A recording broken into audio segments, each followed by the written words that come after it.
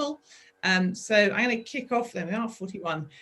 Kick off this evening by handing it straight over to Katrina to say to say some words of welcome. Katrina. Great. Well, it's amazing to see so many people who after a long day, probably on Zoom, have gone on to Zoom again. I think for me, it really just shows the how the kind of the network approach can end up giving something that's the whole being greater than the sum of the parts. And we've got about 20 people who've even offered to talk about the things that they're doing in their groups. And so I think it's a huge celebration. Since we started, also the network has grown to Southley, Cumnor, Cassington, Freeland, Hamborough, Stanlake, and I think probably there's some of those people here now who are also starting up their own networks. So I think we've started a movement probably, and before I'm going to come back and say a few things that we've sort of achieved over the year, but let's start with everybody else. So, so the evening we've got from now until 9 o'clock with lots and lots of speakers. So it's going to be a bit of a tight ship. So I'm going to have to run a fairly tight ship. So speakers have been given the 3-line whip that they must only speak for 2 minutes. It's going to be a sort of almost a speed dating meets speed speaking process. The first part is to inspire us and celebrate what's happened in the last year or so, last 18 months, in terms of the amazing things that have been going on. We've got a great bunch of speakers who are going to say their 2 minutes on what's going on.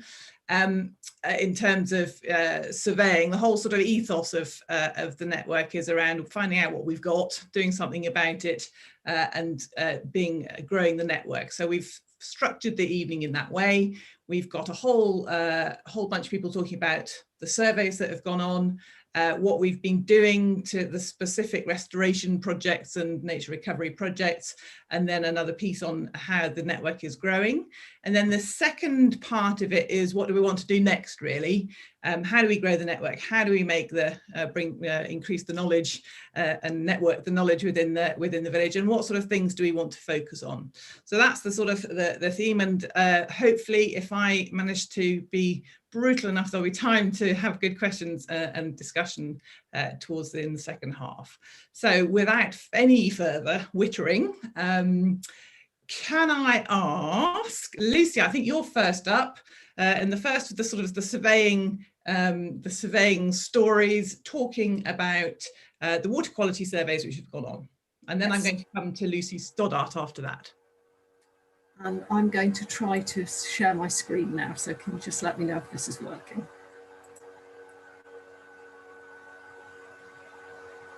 Yeah. Yep. And yeah. Can you just see one slide at a time there? Is that all right? We can see enough to get to okay, brilliant. All right, so yeah, a brief overview then. So I have been carrying out chemical pollution surveys on the rivers and streams in Eynsham since August last year. We received a piece of equipment, this desktop photometer, which we can use to measure the levels of nitrates and phosphates in the water. People who have been following the local news and events in Eynsham will know that there have been some issues around sewage release from combined sewer overflows. And lots of people have reported the mysterious tankers that have been spotted outside the village. This is one possible source of these chemicals, but there are other things that they can come from, so agricultural runoff and septic tanks and so on. And the issue here is that where there are too many of these nutrients in the water, this then causes excessive algae growth, and that can affect the water quality and damage the other plants and animals. So as I say, I've been measuring them since August last year, once a month. And what this graph shows is not all of the results, because I've been doing it at 10 locations around the village. So I've tried to kind of condense it down. But basically what you can see here, this red line shows you what is deemed to be a very high level of pollution, so 2 parts per million. And sadly, the news is that consistently all of the rivers, streams and wells in our village have levels of nitrate concentrations which are many times higher than that. In fact, the only measurements that I've I've taken that haven't shown any nitrates have been in the fish ponds, which I'm hoping is a sign of kind of healthy behaviour in the pond, in that the nutrients are being used up. But I thought what might be of particular interest to people is this massive peak from the 1st of March. These are from the Chilbrook, the Thames and the Wharf stream. And people who have observed the tankers might draw their own conclusions about where that pollution has come from. So that's the nitrates, and then moving on to the phosphates, it's a slightly different picture. So these are actually higher in the fish ponds than anywhere else. But again, the levels for what would be deemed to be high pollution are the red line here. So, you know, we've got a big problem in our streams and rivers. We have been using some of this data to do some of the lobbying of our MP. And I also will talk very quickly in a second about another project which has just started this week.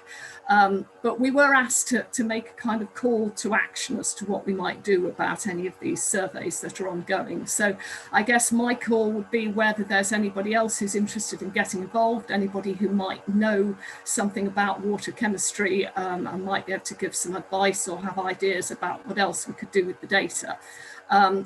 On the back of this, I also have just got involved in the Thames 21 project, which is carrying out a different type of water testing at 18 locations across Oxfordshire. And we are testing those samples for bacteria.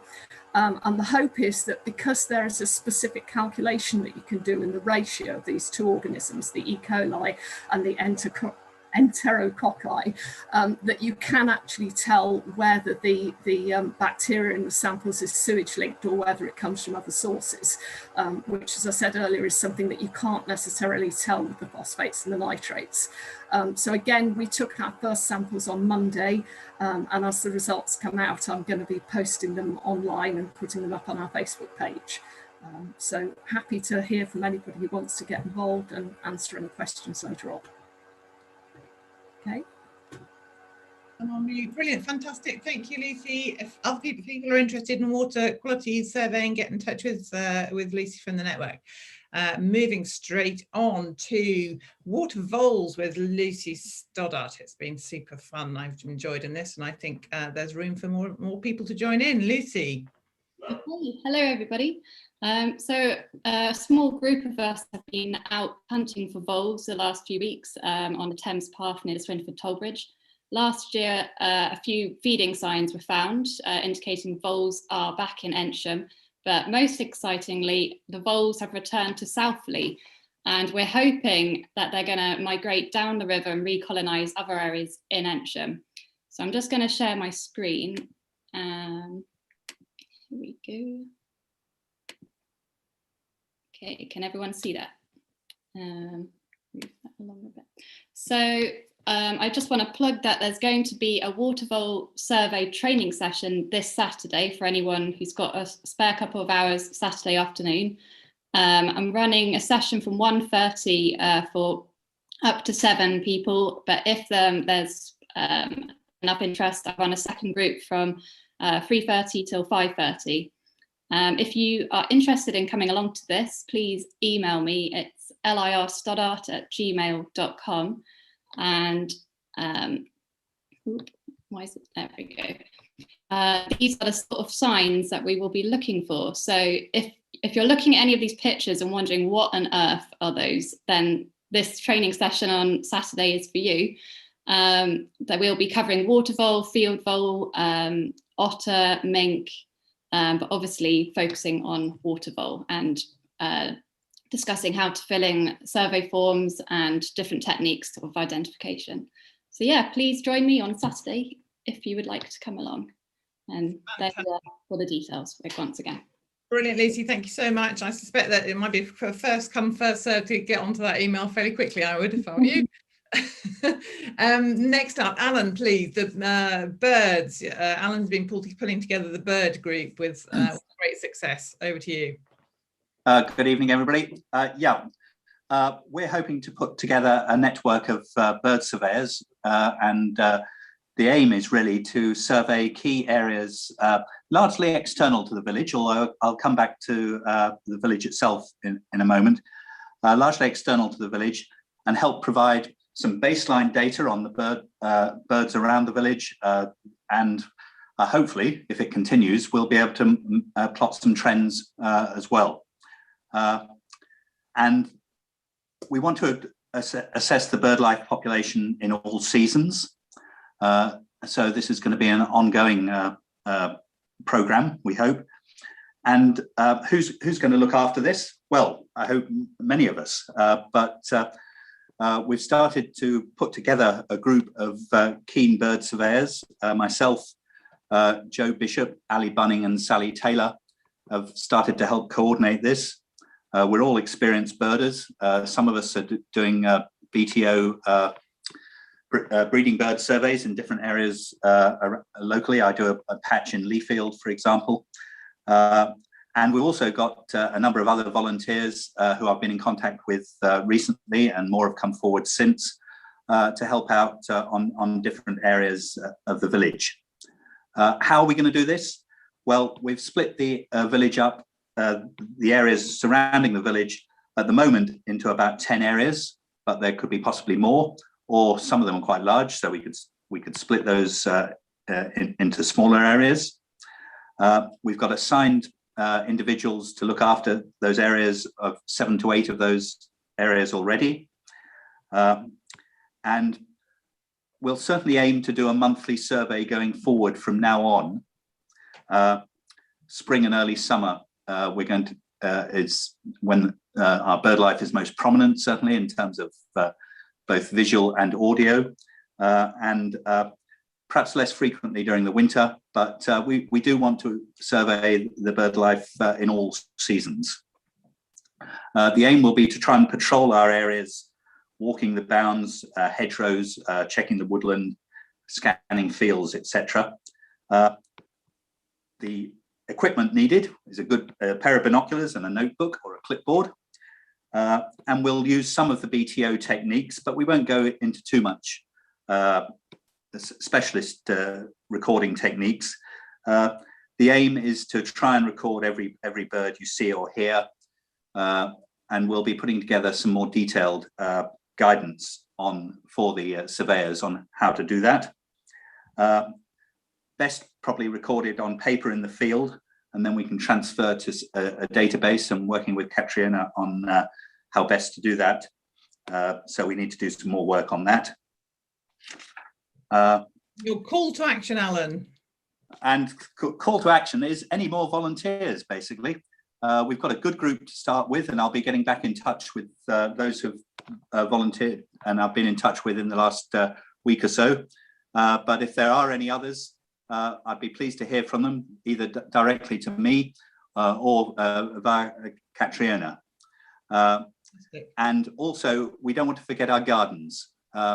This survey is aimed at, oh, I've disappeared. This survey is aimed at the main areas around the village, but the garden surveys that are still ongoing, we want to keep going and hopefully expand. And there's plenty of birds to see in the gardens. People have been seeing sparrowhawks, siskins, 2 types of woodpeckers. So there's many exciting birds even to see in your garden. So if you don't feel confident walking out and doing a survey, keep volunteering and helping for the garden surveys. Fantastic, Alan. I'm going to stop there to keep us on brutally on time. Thank you so much, Alan. To get in touch with Alan if you, like me, don't know very much about birds but want to know more. And I've already made someone commit to come and help me learn to identify birds. So get in touch if birds are your thing and get surveying in your own gardens. Brilliant. Thank you, Alan. Neil Bailey, Hedgehogs. Okay, just going to share my screen if it lets me. Yeah, that's it. Right, 2 minutes. I'm a bit scared. Go. Hedgehogs. This is a quick update on the Hedgehog Highway. We've had lots of interest and some interesting progress to report. Vinesh brilliantly set up some recording forms for us, both on mobile and on laptop. So you can record any sightings of hedgehogs which are out there, and also any hedgehog holes. Very easy to use, and the data all comes up seamlessly to this back end here. This is the hedgehog sightings we've had so far, 17 10 of which were on the 4th of May, so a similar spike to the nitrates, but I'm sure there's no correlation there. But 17 is not good enough. I'll come back to that in a minute. There must be a lot more hedgehog sightings than that. Secondly, we've got hedgehog holes, 9 of these distributed there on the map across the village. But again, we know there are more hedgehog holes and more accessible gardens than are being mapped at the moment. So I live down in the bottom there in Hazeldean. I just did a bit of asking around, and here you can see everybody's house, and the areas I've coloured in yellow are areas where there are holes existing and where hedgehogs have existed. I've also coloured in the sort of common accessible areas as well. So what we start to get is a nice map of the accessible areas for hedgehogs, which we can do all kinds of lovely things with in terms of maps. I used to do GIS 20 years ago, so I had to relearn some of this stuff, which wasn't pleasant. But this is great stuff. So this shows alone on Hazeldean, we've probably got more holes than have been mapped across the whole of Eynsham. So get those recording forms. In terms of the call to action, Nikki, we need your data. So either fill in the form. If the form is too complicated or you're struggling with it, which it's not difficult, so do try it. What we're trying to do is set up some local representatives, a bit like the bird survey. So across Eynsham, I'm dealing with Hazeldean, Don and Judy are dealing with Dovehouse Close and so on. If you're in a locality and think you can corral people and even speak to them, gather that data, that's brilliant. If not, do email to Don and Judy, who are leading on the hedgehogs and doing a sterling job. So judy.reed130@googlemail.com, or you can download these forms via a web link or a QR code. Quickly, if I've got 10 or 20 seconds left, other developments. Don and Judy have got these excellent signs. They very generously funded them themselves, £1.75 each, and that all goes into the hedge fund, ho, ho, ho. So that money is being collected. Also on the 5th of June, we have Jez the stonemason coming around. So if you've got stone walls and would like assistance in creating a hole through them, Jez can do that for you. We're asking for £10 a house, which is very good value for a hole in the wall, trust me, when it's a stone wall. If you have flimsy wooden barriers and structures, I can come around with my circular saw and either lend it to you or risk life and limb myself and cut through that for you. And finally, another call to action, do volunteer to be a rep. So if we've got people in Hazel and people in Dovehouse Close, people in Queen's Avenue, whatever, it's great if we can all have these really localized reps working. One final bit of news, we've got a Brooks student who's going to be doing some research around this, and he's going to help me map out the hedgehogs. So we've got a bit of extra research help there. So any questions, I'm going to pass the buck completely over to Don and Judy, judy.reed130@googlemail, and they can forward on anything to me which is pertinent. Thank you. Fantastic. Thank you, Neil. There we are. Hedgehogs, UK's favourite wild animal, apparently. Your chance to do a bit and get involved. Get in touch with Judy or Neil. He won't anyway. Fantastic. So those are the surveys. Those are a bit of the surveys. There's all sorts of other things going on. Fungi have been looked at. There's been botanical surveys. There's been bugs in brook surveys. There's been garden wildlife surveys and whatever. So that was just a bit of a taste of some of the things that have been going on. But once we know what's there in terms of the surveying and ongoing surveying, actually the real part of it is what we're going to do about it. So we've got some speakers about what's been going on in particular areas of the village. Again, it's all community based. It's coming from the bottom up. It's all part of the network. And I'm going to start with Dovehouse Close, Don and Judy, who've been leading on the meadow restoration there. Don, Judy. Thank you. It was back in September last year that Judy and I first met Katrina and Kevin, and since then our feet really haven't touched the ground. It was the day that the Dovehouse crew, as we've somehow come to be named, met to prepare the area predictably called the Dovehouse Meadow, which is approximately 25 metres by 10. After Kevin had scarified the ground with his rotavator, the rattle seeds were sown, and this is now growing well despite the unseasonably cold weather in April. It was first spotted on bare patches, but can now be seen pushing through the grass everywhere over the site. Snake's head fritillary bulbs were also planted deep, with Phil Tate doing the spade work. And during March and April, Phil, Judy and I dug out undesirable thistles and cow parsley. Also, in the autumn, the crew planted a selection of wildflower seeds in pots for the group to nurture until the coming autumn, when we can plant out in the meadow, including Devil's Bit scabious, red campion, oxeye daisy, ragged robin, great burnet, and bird's foot trefoil. The Snake's Head fritillaries put on a good show in their first year, and oxeye daisies planted in the autumn appear to be flourishing well.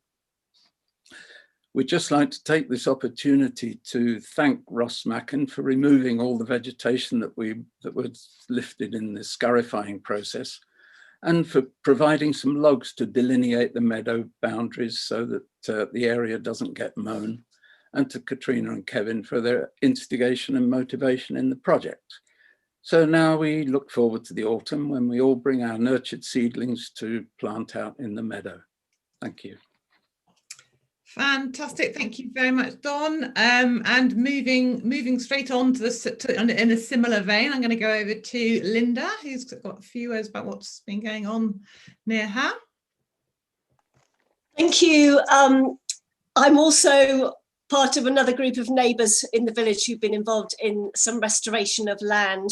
We share ownership of a small piece of land which has been mown grass for many years. But during the last year, we've come together to take a number of different steps in the hope of increasing biodiversity. I think different of these steps have been thoughts in people's minds for really quite some time, but with the network getting established, it provided a sort of inspiration and impetus and support to take these forward. So a third of the land we've prepared as a wildflower meadow, and rather like we've heard, we're very proud of our yellow rattle, which we can now see popping up. Thank you also to Katrina recently for letting us dig up some of her wildflowers plants to plant. We've also planted some fruit trees and replaced a falling down fence with what we hope will one day be a very long lavender hedge, and we hope that will attract pollinators. We already have quite a few hedgehogs living in the land here and in the gardens, and we see them quite often, so we need to get on the survey, and quite a lot of birds. So we hope that this will continue and flourish. I think it's fair to say that as well as the restoration, we've got to know each other much better as neighbours, and that's been a really positive thing, especially during the last year. We're looking forward to enjoying the beauty. So thank you. Fantastic, thank you so much, Linda. I think this whole connecting thing is a real upside of it, and getting to know people that you wouldn't otherwise have known. I know that's really special to me. I should say very quickly, Linda wasn't digging up wildflowers out of the my ancient meadow, but out of my veg patch where they'd self-seeded. Good clarification there, but who knows what might happen otherwise. God. Brilliant. So in a similar vein, Helen, whose internet connection is a bit bad, so if she freezes, carry on. Helen, do you want to say a few words about what's been going on, what you've been doing? Yes, thank you, and it's great to be here with everybody else. Now, Kathy Pelton is also on the call, so what I'm going to say involves her as well. But we live in Dove House Close again, and where we live, between numbers 34 to 52, we have a green patch which has never been, nothing's been done with it for the 20 years that I've lived here. I think it was originally intended to have children's play equipment, but it never did. And so inspired by the activity, Kathy got all of us neighbours together, and we had a session on that green patch and decided actually we want to do something which improves it as a leisure or kind of amenity space, and also improves the biodiversity. So we put together a kind of design that put those two things together, and Ross very generously championed us at the parish council and got approval, because one of the key things we needed to ask for was cessation of mowing so that we could plant things and they would grow. And so that's what we did. We got permission from the parish council. Kathy has been instrumental in getting us neighbours together and having planting sessions, and again repeating what other people have said. We've got to know each other and had chit chats on the green space, as well as getting some healthy outdoor exercise. And now I'm looking at the space through my window. We've got plants growing there. We've demarcated a space for the wildflower areas. Again, thank you to Ross for the logs. And yeah, it looks like it's just going to flourish. So it's our little patch, and we benefit from being right next to a hedgerow. So brilliant for hedgehogs or any other kind of features that like linear habitats. They've now got an extra bit as well to forage in. I expect to see those hedgehogs logged on that map then pretty soon. Have been. Next up, as in real things have been happening in adverse conditions. Actually, for this one, it's the Hedge Relay, which was mooted to be a great community jamboree, but had to take place in lockdown. David Haynes, just tell us how. A quick update on what has happened. So Whitney Road Playground Hedge, despite COVID and some cold January days, fortunately it didn't actually snow as it was forecast to do. I managed to get 22 people out there to plant 120 meters of hedge, which is 590 trees. So they each got, I don't know, about 50 trees each. 7 species, and it took us about collectively 20 hours over 2 weekends. So thank you all those who helped out doing that, particularly those it was threatening to snow upon. Thank you also Rotary for the substantial funding, and Robin Saunders, who's not here tonight, as my fellow partner in crime. I went up to see the hedge this afternoon. About 95% of the trees have taken, so that's a success. We seem to have a problem with common dogwood and some of the rose species. Maybe that's a learning point for next time. But yeah, everything is growing. The dry April has provided a little bit of stress for some of the trees, so they've started growing, but hopefully they'll recover, but they look a little bit dried out at the moment. But it's actually quite variable. I don't know what's underneath that playground in places, but the soils are very different, a couple of meters apart. We have had a few problems with stray footballs and kids generally, but that's really been the tree guards, not the trees themselves. The good news is that we put the tree guards in to keep the wildlife out. Well, there's been no wildlife nibbling, either rabbits or muntjac, of anything up there at all. So perhaps that was an overreaction this time round. So tree guards, probably not what we need in future. If we do, our ecological cardboard guards are behaving a lot better than our plastic guards. So maybe that's a learning point for the future again, even though they're a little bit more expensive. So the future, Katrina's managed to get funding for 1.2 kilometers of hedge. So that's 10 times what we planted. So 10 times the number of hours, hopefully nearly 10 times the number of volunteers. We'll do that in the autumn, where hopefully the weather will be a little bit more pleasant towards us. But the big question at the moment is where? Where can we put 1.2 kilometers of hedge? So public spaces preferably, but if we can't find enough public spaces, we'll be looking for bits of garden and other places to put hedges in the autumn. So that's your challenge. Where am I going to put 1.2 kilometers of hedge? I think that's a pretty clear call to action there, David. Thank you very much for that. If you either want to join in volunteering with hedges, or you've got some space for hedges, then get in touch. Katrina, I think you wanted to add something. Yeah, just want to add that it's not all for Eynsham. It's for all the other members of the network in Stanlake, Southley, anywhere, if anybody's got, and also the schools. I think some of the primary schools are quite interested in having some of the hedge. So we don't need to do it all in Eynsham. Fantastic. That might be a good thing. Up next, Raoul, who's been working with the Care Farmers growing wildflowers for the community. Tell us what you've been up to. Nikki, is an amazing work in here that is called Connection, and I think that that's something that Katrina is so incredibly amazing at doing. Some amazing projects going on in here, and oh no, what's going on? Oh, Katrina's playing with the pictures, right? So here, Katrina, as well as and Kev, as well as spending so much time with the Nature Recovery Network. They're also involving more community, vulnerable members of society. On this case, We got a couple of guys that are coming to the Meadow on a weekly basis. They both on the autism spectrum, and it's just one of the amazing ways of utilize these beautiful spaces that we're surrounded by, and that I could see there is a massive group of support of trying to keep them thriving. Here we got Sean and Tiago, and these guys are working. Sorry, I do apologize. I've got a little bit anxious about the whole thing. The Care Farming Group is working on propagating plants for Longmead's Wildflower Meadow Restoration Network, which with a grant that was Katrina won from Ecova. But as well as this, Katrina has been working on planting cowslips on the playing fields. This happened, I think this was last year, and which were donated by the Eynsham Society. Last year also, the project grew oxydaces and other wildflowers, which were planted at Dove House Meadow by the Dove House Group, which has spoken as well.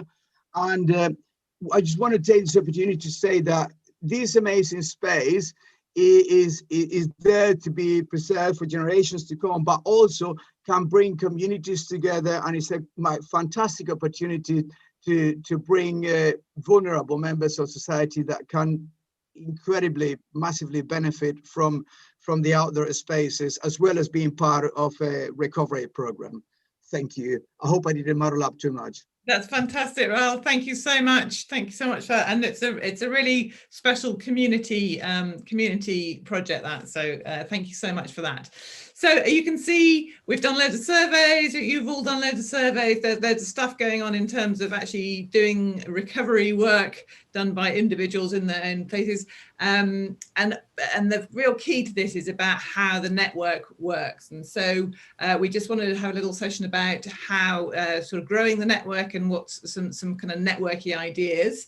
And obviously key to that is the role of the parish council. So I'm going to kick off with Ross, if you can step in and just tell us how things are going with the parish council.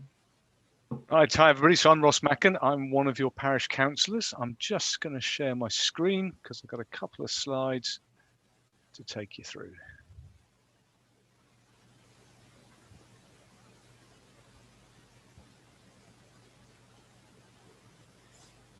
Oops. Get to the start. Okay. We've been working for the last year closely with the nature recovery, and really just want to spend a short time tonight just telling you some changes that we've made at the parish council, which I think are going to make it easier for us to work with nature recovery going forward. So we have now got an amenities and estates committee. So we haven't had committees. We've just had the main council for the last year or two. We've now reintroduced the committees. The Amenities and Estates Committees is responsible for management of the green spaces and the play areas. And it's the green spaces that Nature Recovery is interested in. And the Parish Council manages a lot of the green space around the village. So this committee is going to meet on a monthly basis. I'm the chair, which is good news, I think. And the committee has executive powers. So that means that we can make decisions and we have a budget to spend. So we can decide stuff at committee level without having to go to the main council, which often slows down what we can do. The next thing that's different here as well is we have 3 co-opted members to appoint to the committee. So rather than the committee being solely councillors, and we do struggle a bit with expertise in some of the nature recovery area, for example, we can co-opt other members of the community to join this committee and be part of the discussion and some of the decision making that we make. So one call to action, if there are folk on the nature recovery network that would be interested in being co-opted to this committee, and in particular you've got expertise that we can use, that would be interested to hear from you. So this is going to be the main point of contact now with the Nature Recovery Network. What we need next is ideas. So what do we want to do around the village over the next year or two? And we've done lots of things in the last year. We'd like to try some bigger, more ambitious stuff as well, to see if we can pull off some more exciting things. So if you've got ideas, then we want to hear about them. So if you're interested in this meeting, then the first one is on the 18th of May at 7:30 in the village hall. So for those that hate Zoom meetings, we no longer have Zoom meetings with the parish council. The public are welcome. It's a public meeting, so to come up to the village hall. It's still socially distanced, so everybody's kept some way from each other, and we are still wearing masks, so you don't need to worry too much about that. But yeah, that's everything I wanted to cover tonight. That's what we're doing in the parish council. Thank you, Nikki. Fantastic. Thank you very much, Ross. Again, call to action is get involved in the village parish council stuff. So fantastic. Now I'm hoping that I've got James, who is going to talk about the particularly special to my heart work, the primary school. James, have we got you here? Ross. Yeah, I'm just on mute as ever in a Zoom meeting. There's always somebody who will stay on mute. So yeah, thank you. Yeah, so I'm kind of double hatting here in sense of I guess I'm part of the Nature Recovery Network, and I've been associated and working with the Peace Oak Association for quite a few years now, and I had a plot down on that field for about 10 years. However, I'm also a member. I work for Eynsham Parliamentary Academy, so the Academy Trust that is over all the schools in this area. And we have 8 schools across 8 sites, 1 secondary school, and all through school over in Hayford Park, and the 6 primary schools that are in this area. They feed into Bartholomew School. And what we're doing at the initial stages of kind of developing nature recovery networks in each of those school sites.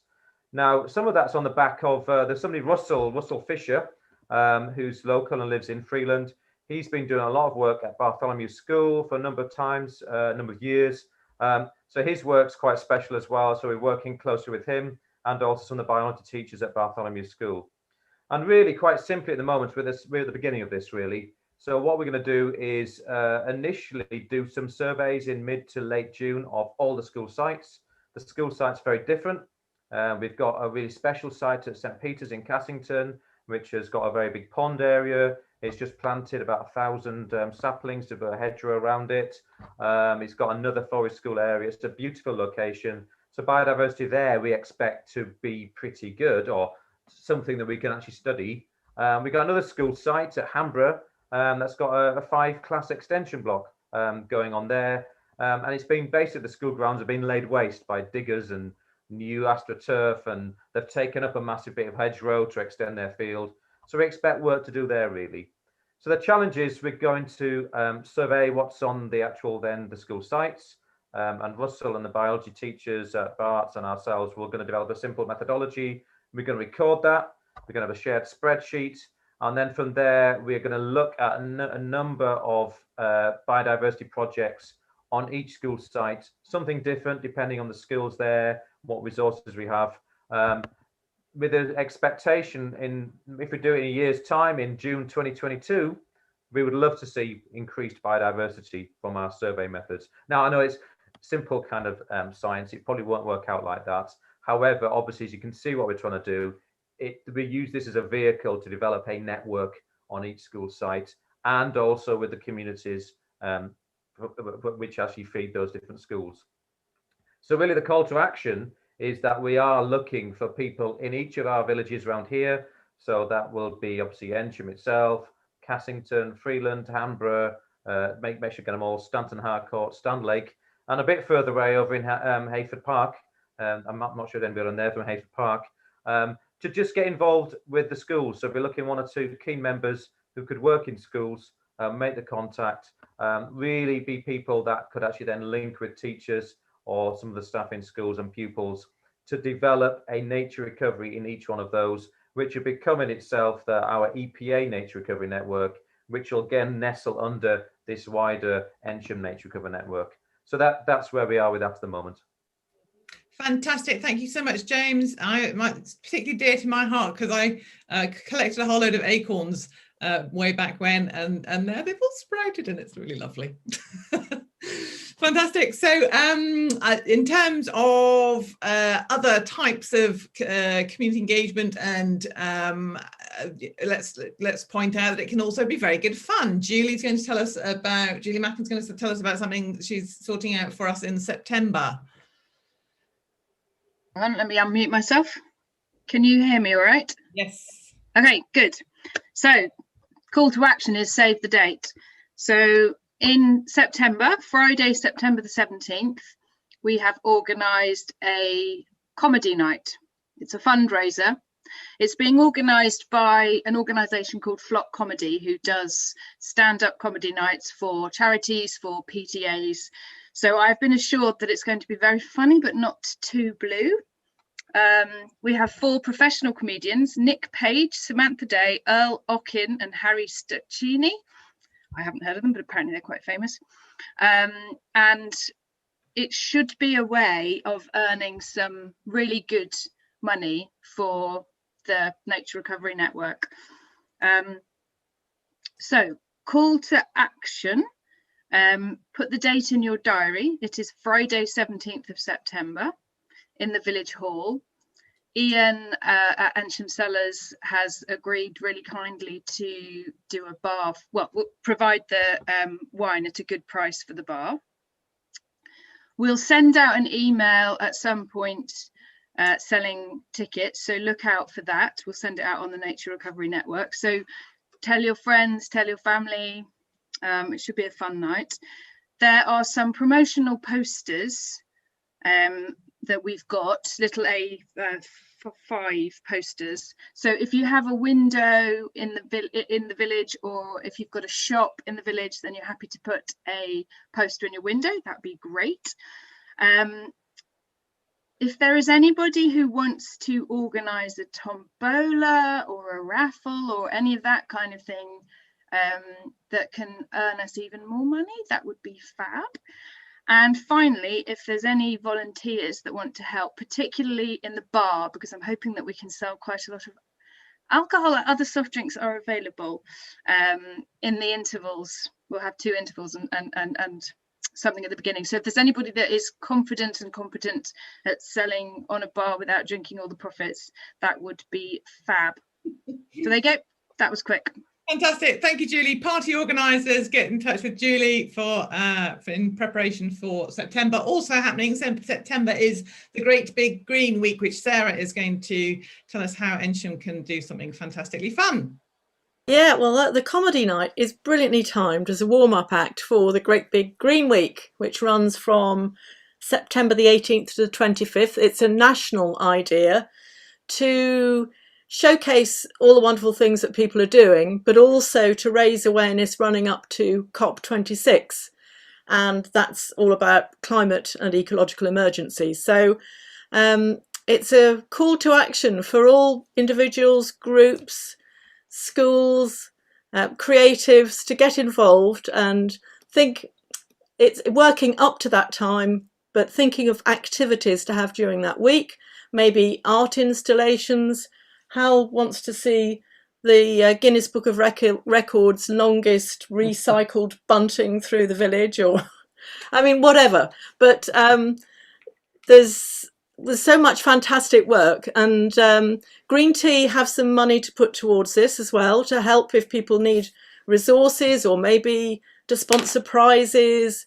But it isn't particularly a Green Tea thing. It's just we're trying to encourage it and just hope that other groups get involved in this whole networky way that we have. Fantastic. So, dates. Brilliant. And I can see there, so I'm sure Sue will be organising fun things to do as well. So fun. Yep, Sue is collecting ideas. So fantastic. Yeah. Nikki, can I just interject with some piece of good news? Oh, yes, just nature recovery related. At the Peace Oak, we last year dug a pond that is slowly getting established. Today I saw my first frog there, which nothing too great to get excited, except for it was in the mainly within a grass snake, which I thought was particularly good. So shows that nature will step in after a while. Fantastic. And in a terrible swerve, I'm just going to follow on from that. And Katrina, just stand over for a moment, because Neil Clennell was supposed to be talking about slow worms and things, slow worm surveys back ages ago when we were talking about surveys. Neil, do you want to say 20 seconds worth? Throw it at you. Sure. So you kind of chaired past me there, not to worry. It's fine. Many of you will know that we did some surveys for reptiles last year because of a grant which Katrina got to diversify grasslands around the village. We wanted to know if any protected species would be impacted. So we looked at the churchyard and we found slow worms there. And then the Peace Oak allotments guys also got interested and we replicated a survey over there. So they're around, you know, they're in both sites. They'll be in other parts of the village as well. Both of them were relatively modest, 3 or 4 animals each survey, but the peak count in the churchyard was 19. So, you know, it varies between low populations and medium-sized ones. Still a really cool thing to have. You know, they're quite unusual animals and getting rarer and rarer. And, you know, the plug for this year is we are going to turn our attentions to the fish ponds in a couple of weeks' time. So I think the 29th of May, Saturday morning, 10:30. An email will go around about it, but we'll meet on the green by the fish pond right in the centre, and I can explain how and why you survey for reptiles, and I will do my level best to have a couple of specimens to let people see and demonstrate, and we can survey the site this summer and see what's there, and I think it would be quite interesting. It's probably quite snaky. I'm surprised we didn't find grass snakes at the other 2 sites. I didn't think we'd get them in big numbers. But I suspected they'd probably be there. So the fact that you found one devouring a frog in the Peace Oak allotment is brilliant. You know, I think that's great. So yeah, Saturday morning, 29th of May, come and join us at the fish ponds and we'll carry on expanding those surveys throughout the village. Neil, fantastic. Thank you very much. Sorry for hopping past. I've also failed spectacularly and hopped past Jolyon, who is going to talk, if you're up for that, Jolyon, talk about what he's been doing with the Eynsham Society in the service of nature recovery. By all means, I'll try and keep it quick. We were founded in 1972, so our 50th birthday is next year. Originally, we were all CPRE members. Now it's open to anybody resident in the parish. We originally founded to oppose the building of 1,000 houses to the west of the village, which may sound a bit familiar. We'll pass over that quickly. We've generally opposed building in the floodplain and loss of green space. We tried to help out at Fruitlands, for instance. We're still concerned with planning issues like the A40 and Salt Cross, but we've always been interested in other amenity issues, including conservation. Over the years, we've planted about 1,200 trees. A lot of those were Robin Saunders and Dave Russell. And we were very heavily involved in setting up the Millennium Wood, which I assume everybody's been to. Again, over the years, we've planted daffodils and I think crocuses as well at all the entrances to the village and in some places along in Newland Street. So if you turn into one of the entrances to the village and you see daffodils there, we probably planted them. We also, a few years ago, rescued a lot of bluebells from the Garden of Llandaff before the houses were built there at the back. I'm not sure where they are now, but at least they didn't get bulldozed. We sponsored an annual conservation prize for the Bartholomew School, but we couldn't award it last year, of course. This year, our activities have been a bit restricted because a lot of our members are rather elderly and have been shielding. So we've donated our subscriptions, most of which were paid by standing order, to other groups, including the NRN. And some of that, I believe, was used to buy cowslips to plant at the edge of the playing fields, and possibly in Thornbury Green at some point. Our members also volunteered to do some pruning in the North Car Park on Oxford Road. We've got a lot of keen gardeners, so it got done properly. Jolyon, can I move you on to a call for action? Maybe some. Yes, more indeed. Well, we need some more younger members so that we can get on and do more planting and even things like pruning. So we'd be very happy to accept any new members we can who are under the age of 60. Fantastic. Thank you very much, Jolyon. Can I just say, if you contact me, secretary at Eynsham Society, all one word, .org.uk, if you're interested. Fantastic. Thank you so much, Jolyon. Thank you very much for the pruning effort. Again, slightly going off piece, but I think it's worth it. Bear with me. Andy, Willow coppice update. You've got 22 seconds. Okay, very quick. So around the village, we've put in a fence on Conduit Lane, an arch at Market Garden, 3 fences at Bladen Community Pub. So lots of willow everywhere. And also some more willow at Peaceoak. Call to action, we're going to be planting lots of willow and hedgerows and hazel coppicing at Hill End, and also Lucy's back garden. And we're working on a plan for the primary school. So that's top secret at the moment, though. So any volunteers for planting, next winter will be about 4,000 or 5,000 willows we're going to plant. That's it.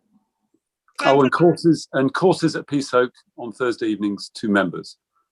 Awesome. Fantastic. Thank you so much, Andy. And here and there, then finally, just to Katrina to round up with the remaining bits and pieces and a little bit of the numbers behind the progress. Katrina, you're on mute. Nikki's just told me privately that I've got 0 minutes, so I want to hug Julie, and I'm going to run up to Park Cottage because Nikki and Kevin and I have spent the last year writing grant proposals rather successfully. And so huge thanks to Natural England, Trust for Oxfordshire Environment, Wild Oxfordshire, and then our own Rotary Club, Eynsham Society, Parish Council, and some amazing individuals who I'm not sure whether they want to be, some of whom are here, may not want to be made public, but we're super grateful to you all and completely amazed that everybody wants to fund us. So it's wonderful. But the grant writing is a huge weight. And so Julie's version of doing it ourselves, that's probably also another weight. But basically, call to action, if anybody has any time to help with grant proposals, we need to become a charity. That also needs to be done, writing the application to the Charity Commission, editors for the website, bookkeeper, so that kind of admin team stuff. Because of lockdown, the network, I mean, it's astonishing that we've managed to kind of spread so far in probably the most difficult year you could imagine, to set up something that required talking to people and making connections.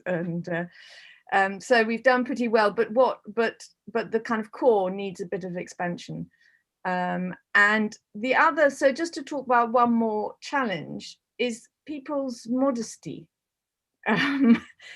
Everybody seems to know somebody else who's better at them at doing the thing that might be on hand. So please do come forward if you've got the time. Time is the other challenge, of course, for everybody. But if you have the time and something to offer that you'd like to offer, whether it's enthusiasm or experience, that would be fantastic.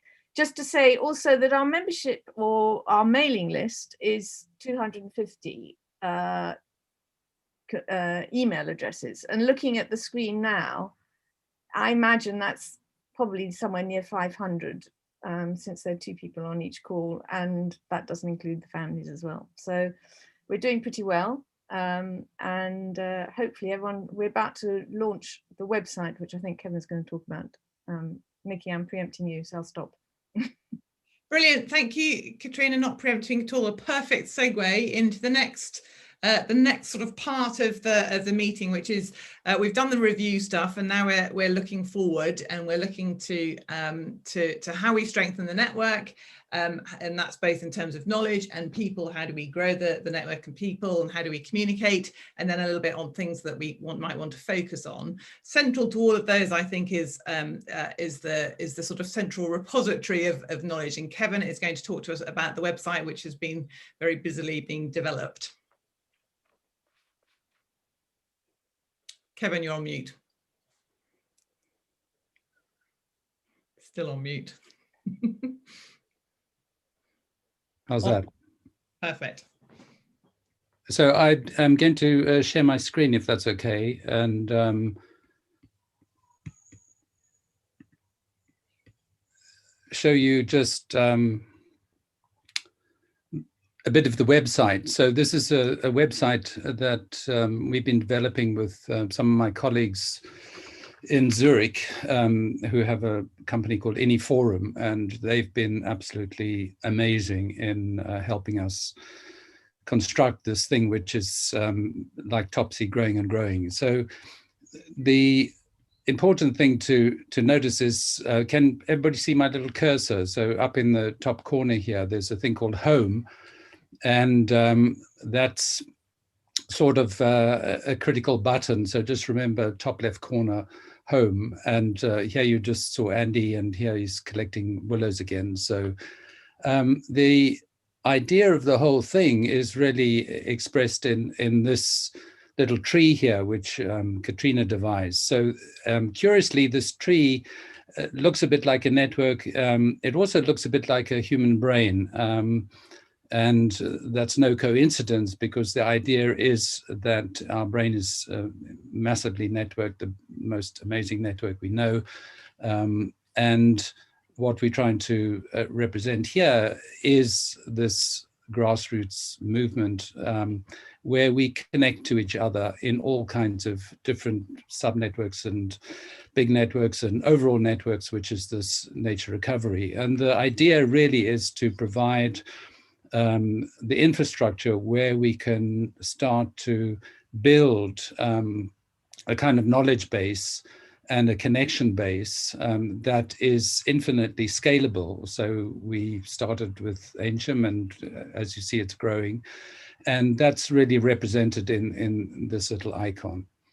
And so the critical place to look, if you go to the website, which is nature-recovery-network.org, is the gray bar here. And the gray bar will tell you all about us, tells you home. It'll tell you my name, which is Clever Trevor.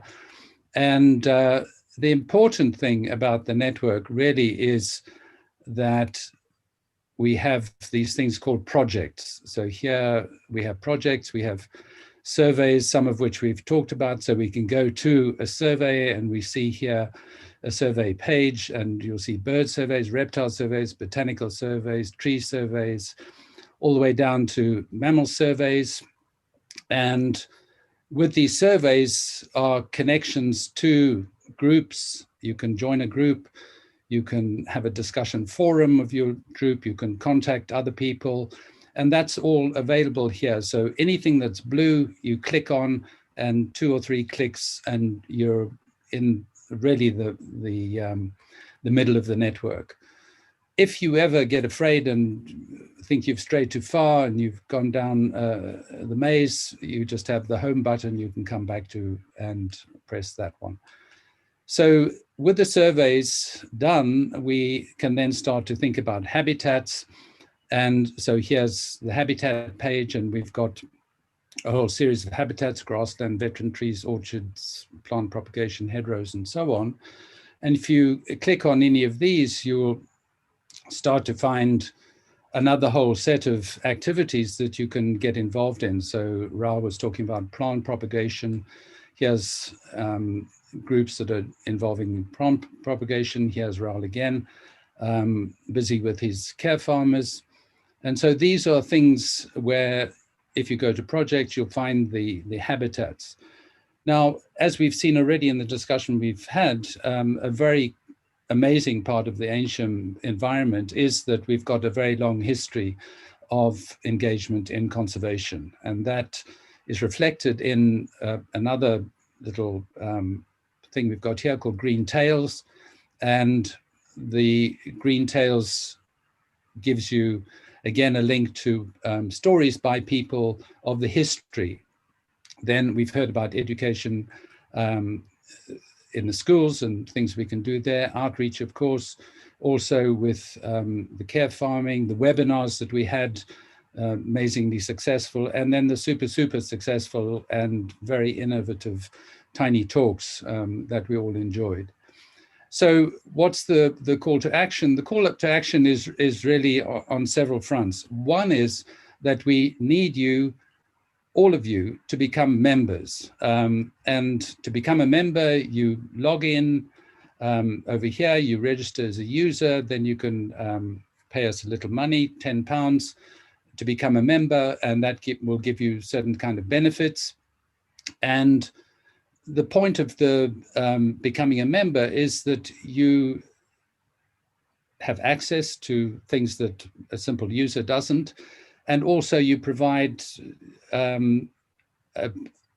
funding source that we will definitely use to gear and prize money out of other sponsors and so on, as on the basis of the membership fees. So that is £10 for adults. School children are free. And we really encourage, as far as possible, families to sign up everybody. So if you want to know what's going on the page, you'll see a thing called Recent News. At the bottom of the homepage, you'll see another important thing, which is Forthcoming Events. And what you'll find with the site is there are many ways to get to the same thing. So at the bottom of the page, you've got coming events. If you want to participate, you can see another thing which says attend our events. And here you see a whole lot of events which are coming up. Lucy talked about the Waterfall survey that's coming up on Saturday. Neil talked about Reptiles survey. The other Neil talked about the Hedgehog superhighway construction. So here we have June the 5th. Jez is coming. There's a description of the event. It tells you who to contact. Here's one of the speakers, Hazel the Hedgehog. And all of this is available, as you see, at the easy click of a button. So please join Action 1. Second is we need people to help us administer this. And so we need editors, we need hands-on, who are going to help us with the web. We need enthusiasts, experts, and so on, who are going to lead different projects. And the more people that can get involved in providing connections and contacts through the web, through the survey forums, through the discussion forums, through all of the kind of buttons that you can enjoy pressing here, then please do, because in the end, this in 10 years' time is going to be a very extraordinary resource, not just for Eynsham, not just for the villages around Eynsham, but it's going to be a national resource, because it's going to be the go-to place to find out about things and who to talk to if you want to find out about things. And so this is really just the infrastructure to support what has really been happening the last 15 months. And so I encourage you strongly to get involved. It's almost certainly got lots of bugs. You just tell us what they are, we'll fix them. Fantastic, Kevin. That's amazing. I almost feel that we didn't need it today. If I'd known, I have to admit, hands up, I haven't gone and looked at it for ages. It looks absolutely amazing. I almost feel we didn't need this evening. We could have just gone. Oh, come on. So yes, please do fiddle with it. Let us know what you think. And as I say, please, we need editors, we need people who are going to help us run the different projects, the different habitat creation. And we absolutely need you as members, because we can go to all these funding organizations and say, look here, we've got X number of members. We can gear their activities if you give us, £10,000. Thanks very much. So fantastic. So definitely go and look at it, and at least go and look at it and wander around it, because it looks like there's amazing stuff on there. And also, if you've got a bit more time, a bit more inclination, then I'm sure Kevin will be very happy to give you a job on its development. Yeah. Okay. Okay, fantastic. Thank you so much for that. Now, I'm going to move us on, because actually we've done a lot of listening, and this is your chance for the sort of the first your first chance, and we're a good way through to give us some to contribute some feedback. And what the kind of question is, the killer question is, what sort of network growing activities, engagements, mechanisms, or whatever would be useful? So whether it's events, whether it's competitions, whether it's ways of communicating, how can we build and strengthen the network, both in terms of people and in terms of knowledge. Over to you.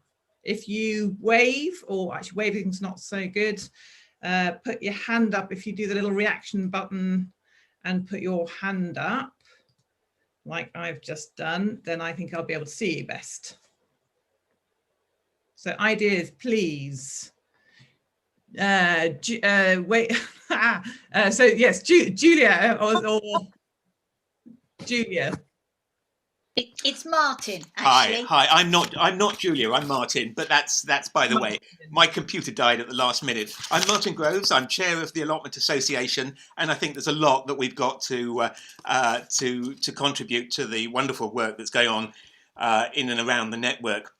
In respect of network growing activities, we have currently a waiting list of 30 people, which is a lot of people.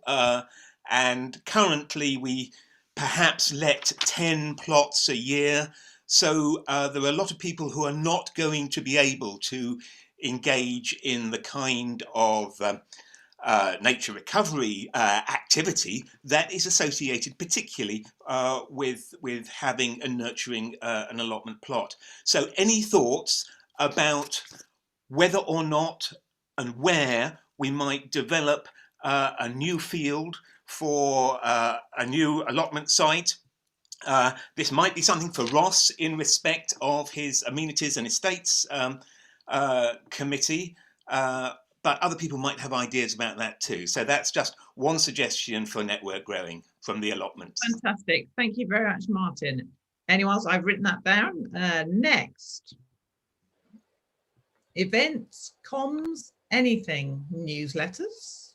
I'm going to just mention at this point that we have a Facebook page as well, which I think many people are already members of. I think we've got 111 people who are members of the group and a number of other people who are following us. So for those of you who prefer to get your updates and news and so on through social media, I'd encourage you to join that, because we do get quite a lot of updates per week. Fantastic, thank you very much. Renee, or you've just arrived. I was going to ask you about events and things. Perhaps that's what we're going to say. Yeah, that is what I was going to say. Apparently my name was in this bit of the agenda, so I just thought I'd jump straight in. On the back of the very successful Tiny Talks, I had quite a few parents and sort of friends say, wouldn't it be great if we could have something a bit like this that families, that young people could watch and enjoy, which I think is a fabulous idea. So I'm hoping that there'll be some people on here, or people you know, who will either want to give a kids version of a Tiny Talk. So something, it can be anything like the Tiny Talks that we've already heard. It could be something completely different. Or if you have a family or have grandchildren or children of your own and you want to hear something, if you could let me know what you want to hear about, then we can put together another little short program that's specifically targeted at families. And ideally we can record some of those so that then they can be used on an ongoing basis. Brilliant, thank you, Renee. My email in the chat. Brilliant, thank you. I think this is something Katrina and I have talked quite a bit about. Is how do we hit a different demographic? It's a little bit like the Eynsham Society. Quite like some kids or some teens or whatever. So if anyone's got ideas on that, Joan, how can we get everyone involved? Queen of involving people. Joan, you're on mute. You're now off mute. I just wanted to pick up on Martin's mention of the allotments and the difficulties there. It occurred to me that there are a lot of older people who have gardens which they're no longer able to look after as much as they would like. And there's possibilities there of some mutual benefits and helping engage at the same time. Fantastic idea. Love it. Anyone who wants to take that forward, maybe have a chat with Joan, please. Fantastic. Thank you. Kevin, so just on the back of that, Raoul is very keen to kind of pull in care farming into the village and people's gardens. So that's another opportunity. I also just want to say on that, the Nature Recovery Network webpage, there is the Facebook link. And of course, we hope that the Nature Recovery Network survey discussion groups and so on are also going to be actively populated on the nature, as well as the Facebook exchanges. The difference, of course, being that the Nature Recovery Network information is much more structured than the Facebook, and so maybe just easier to find stuff if you need to know stuff. So, but it's a part of the website already. All the different channels, really, really super useful. If you've got another idea or more ideas, can you put them in the chat, or could you get in touch with Katrina or the team or each other? Because I'm going to move us on to a little bit more of a focus on things that we might look at and we might sort of focus on in the next year or so. So do please keep coming up with ideas, even better if you're willing to do something about it. Ideas, that's even better. And do either just ping them into chat so we can collect them, or just get on and do them and tell us that you've done them, or tell everyone it's even better. Fantastic. So I'm going to move on now to things that we might possibly do on our agenda. And this section is a few people are going to throw some ideas into the pot, which haven't been, some of them have been developed a little bit, some of them haven't. They're ideas. They are not. They're not everything, but they're inspirational. So Neil Clennell, could you come in and tell us about your big bold idea? Sure. I mean, I was asked if I could summarise really a longer conversation that Ross and Katrina and Sue and a few others of us had a little while ago. And obviously, you know, all of the things that are happening in the village are absolutely amazing, and they're all going to increase biodiversity across the village.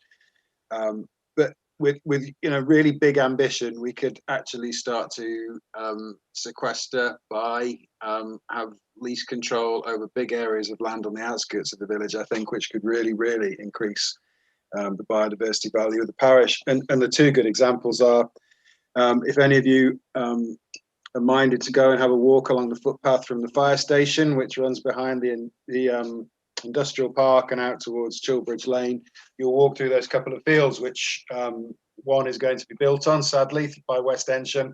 The immediate one that you come to is potentially going to be offered to the parish council to look after. And I think that there's a bit of concern as to whether it's a liability, is it a risk?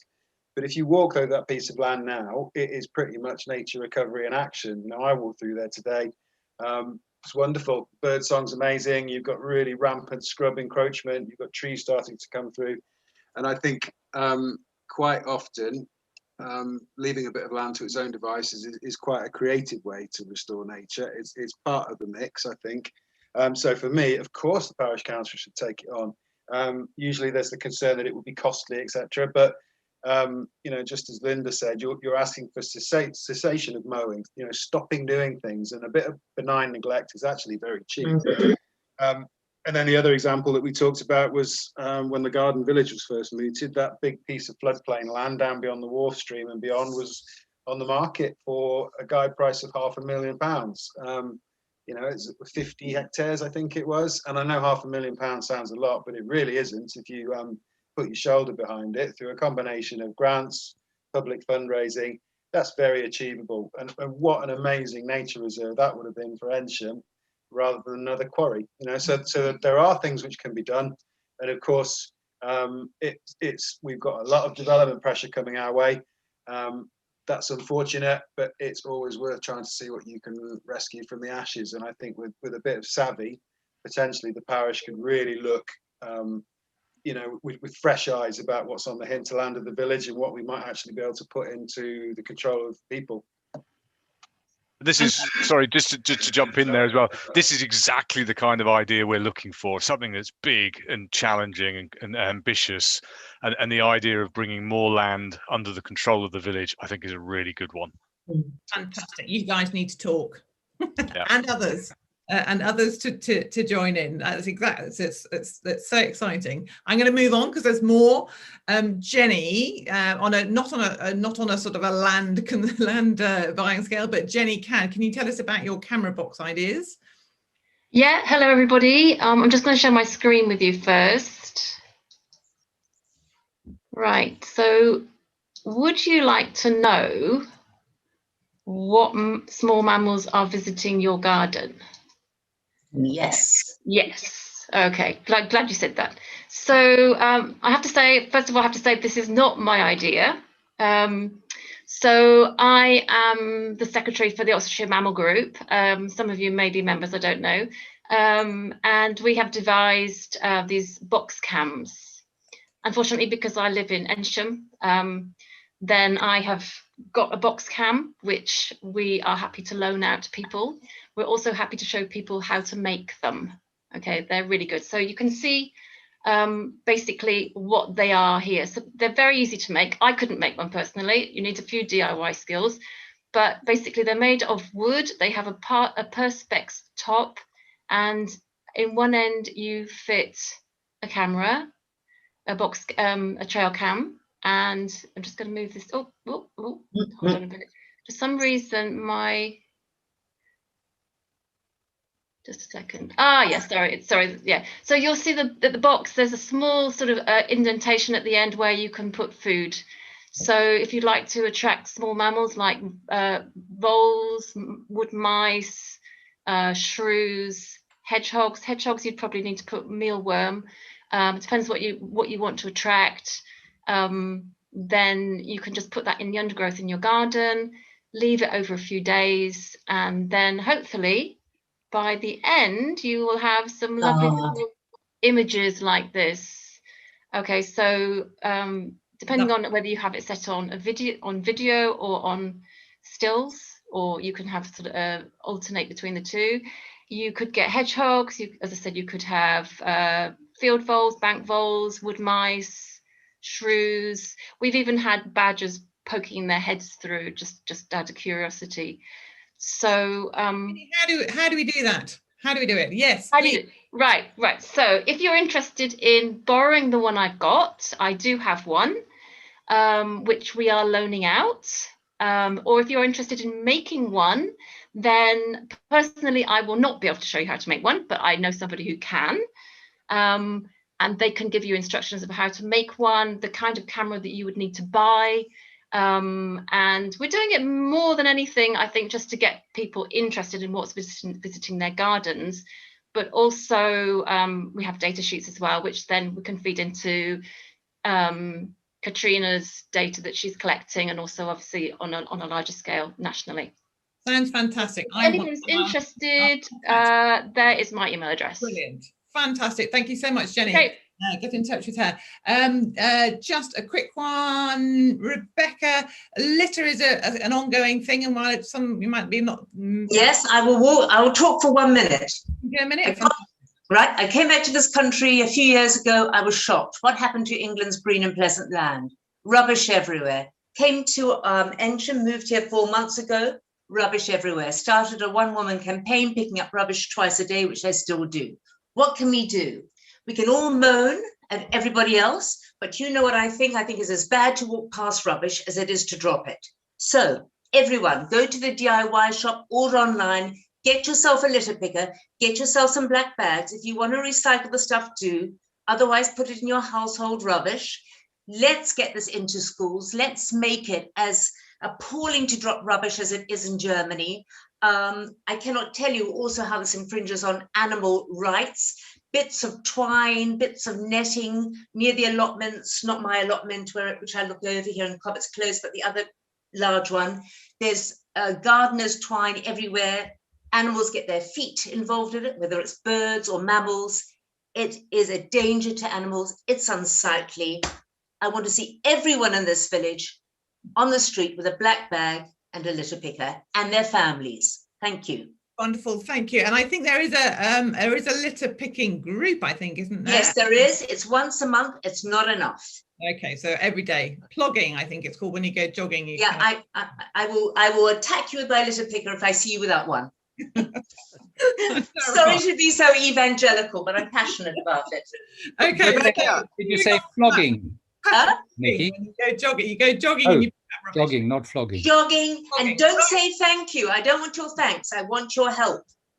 Fantastic. So with equal passion and verve, can the floor is open to other things? No, sorry, it's not yet, because I got carried away with Rebecca's passion and verve.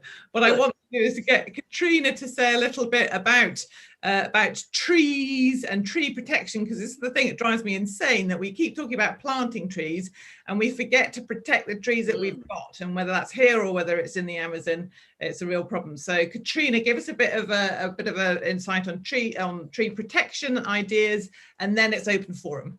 I just want to, oh damn. Got no minutes again. Well, so I just want, it's just this, so this is the latest. I mean, it's just so this is a tree, but on the Wharf Stream, willow, veteran willow, not pollarded, cut down. Kevin had the chainsaw, rushed up, and it was already like this. And so the question is, what do we do? Dave Russell, who planted most of Eynsham Society's 1,000 trees, was nearly in tears the other week because of a birch that he'd planted 40 years ago on the playing fields, also cut down. Nicholson's said that it was about to fail because it had the bark removed. So he said, well, actually the bark came off because it was so strong that they use it for pulling out the lorries after the carnival, and that it was in perfectly good, strong health and didn't need cutting down. So we know, those who would listen to Reg Harris and read Sarah Cooch's long read, knows that, you know, veteran trees survive by hollowing their trunks, and so this doesn't mean that it's dying, it just means that it's should have survived for a very long time. It might sprout, but the other thing is it was in the height of the nesting season. So these are professional tree surgeons, and as both Reg Harris and Robert Crocker, who are both professional farmer and tree surgeons, said most of what they learned at college is now shown to be wrong for biodiversity, wrong for culture. These Sarah Cooch's talk had the map with these trees shown on with a double tree image, which, as she told us, indicates that the location of the tree is exact. Therefore, these were notable trees at the beginning of the 20th century when she showed us the map. So what do we do about it? There's a bird box that has been fallen on the thing. To their credit, it's Siemens. To their credit, Kevin wrote to the CEO and he stopped. It was Jenks, the tree surgeons, who told everybody that this was a rotten tree that needed to be taken down. You can pollard it. That's the historic, you know, it's a historic landscape. Trees are pollarded and that keeps them safe. You don't need to take it down to the ground. But you know, what do we do? Really, there needs to be a re-education of tree surgeons, because, you know, as Ralph, the CEO of Siemens, said, we depend on their advice, the same as parish council. You know, we're not professionals. We depend on the advice of professionals who've learned something back in the 1970s that's no longer appropriate for either a climate crisis or a biodiversity crisis. So I'm sure that was much longer than 0 minutes, but. So, and the question is, you know, ideas on how we do it. Is it, you know, is it organising some kind of retraining? Is it about one idea, which is, I think would be really interesting, would be tree preservation orders. If people can battle with bureaucracy and want to set up something doing tree preservation orders around the place. Sarah, I saw her hand go up. Yeah, well, just to say that actually a huge chunk of the village is in a conservation area. And effectively all the trees in a conservation area have TPOs. And I think a lot of people don't realise that if you have a TPO or a tree in a conservation area, if it is over 3 inches diameter, which isn't very big, you need permission to do anything to it. So a lot of our trees are protected, but maybe people don't know. And also we need to get on with our surveying work and then talk to the local authority about protection of veteran trees. That's also the call to action that we have a tree map now, and I mean a tree form to photograph and log the position of every tree in the parish. So we need volunteers who are going to join us with that. And then there's also a nascent project which a couple of people, Deborah and Nikki, who are looking at doing a tree bingo to get people out and looking for trees. If anyone wants to join in on that, I'm sure they'd like some help. They can be here tonight, but I'm sure they'd like some help with that. More ideas in our last 4 minutes. More ideas to focus on, not just necessarily on tree things, but other things that you'd like to see the network doing. I loved Neil's idea of a communal allotment in the chat. Other things like that would be good. I also loved the idea of Jane's idea of connecting people with gardens and no help with people with help and no gardens. How do we do that? Do we approach Joan, or who do we talk to about helping out? Because I don't have a garden. I'd be very happy to help. Who'd like to take that one on? Joan, Joan, how do I contact you? Just walk through the village on any day. Yes. What's your telephone number? Oh. Email me on eynsham@gmail.com. Eynsham@gmail.com. Joan is Eynsham. What? Joan is Eynsham. Right. Fantastic. Thank you. More ideas and connections and volunteering to take things forward. I think that one thing as the network grows, the reason why it's a network is it's for everyone to do stuff and go away and do stuff and just tell everyone else about it in a network. Yes. Sort of can't go through a bottleneck. So do please just have the ideas, take them forward, tell people you're doing them, ask for help, and build the network in that way. So. Katrina first, I think, was picked at the post by Kevin. Katrina. So I just want to say one thing about feedback, which I forgot to say, that actually with this decentralized system and everybody doing their own thing, in order to get the critical mass and the whole it's really important that people feedback their stories and what they're doing. Otherwise it all runs into the sand. So feedback, please. Your stories, we need them. Yeah. Fantastic. Kevin. So just to underline that's also what I was going to say. If we just get used to using the NRN website, and of course it doesn't exclude any of the other kinds of things. So we repeat online Eynsham, for example, the same articles appear on the website, and again, it's trying to spread as much as possible the knowledge that we collectively have, which is massive. And so Katrina's point about feedback is critical. So if we can bring all of that to some place where people can access it, and you don't have to be an expert. The stupid questions are usually the ones that I ask, and so ask them, please, because that's how we're going to start collectively to understand our environment better and do better interventions, or not interventions, as Neil Pennell was saying, is very important. And so please, again, use the media, the website, Eynsham Online, all the mechanisms that we've got in the 21st century to connect as far as possible, to exchange knowledge and enthusiasms and projects and so on. And we're in a very special and unique position in Eynsham, and I think we are sort of the envy of the neighbouring parishes that we're also involved in, because we see things happening, and we see things happening as a community. It's fantastic. Fantastic. Thank you, Kevin. I'm just going to say, there's one more hand, and then it's 9 o'clock. I'm priding myself on getting done by 9 o'clock, but maybe I'm just being a little bit too whatever. Renee, hand up, ideas. Yeah, I was just thinking, and I can't do this immediately, but what would be really cool would be to make a school curiosity box called a nature recovery kit. And if we did that, then I would need lots of input from other people how to put that together and the kind of activities we could put in it. But we could then get that going out to every school in the country.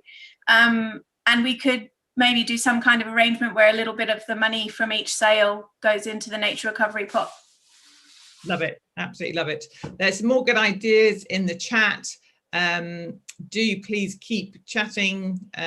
What's the best way to communicate? There's the website, there's Facebook, there's email, anything will do. And actually I found that probably the best one is to just walk through the village. On that happy note, I'm going to say thank you so much. What an amazing community, what amazing stuff's going on. I suggest that we leave the meeting open for a little bit if anyone can bear to, but the formal meeting is over. Thank you so much. I'm going to go and get some gin. And please become members. Become members. So just to say thank you, Nikki. Superb sharing. You know, you are 2 minutes over time, but we won't penalize you for that. But fantastically well done. And I think we should do this more often. Why do we only do it once a year? No. Well, hopefully we can meet up in person one of these days. Somebody said they're going to go and get gin. I'm going to go and get dinner. All right. So I shall leave the meeting. Bye-bye for now. Yes, can we do more often? Yep, I'm sure. Let's do this more often. Cool. Oh, Andy, yes. Good.